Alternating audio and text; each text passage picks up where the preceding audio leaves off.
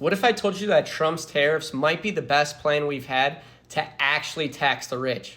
Yeah, I said it, and here's why it might be true. In this video, we're going to talk about how big business has been using the existing tariffs for years in order to pay less in corporate taxes. So if you're not interested in that, just scroll to the next video. For years, big businesses have been shifting their factories overseas, but why?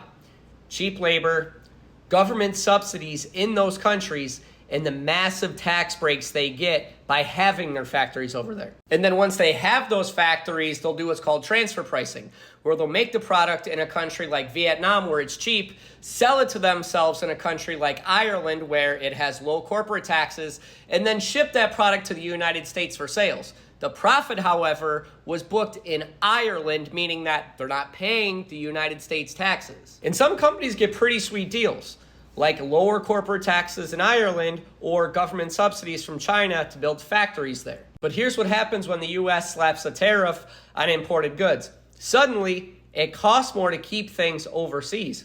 And that's the point.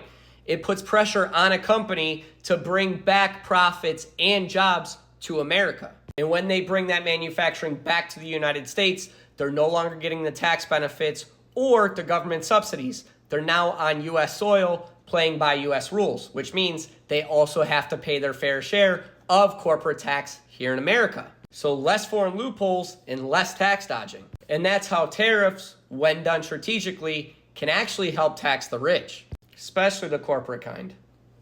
So love them or hate them, Trump's tariffs weren't just about trade wars, they were about economic power. And if done right, they might just help us bring back jobs and hold billion-dollar companies more accountable.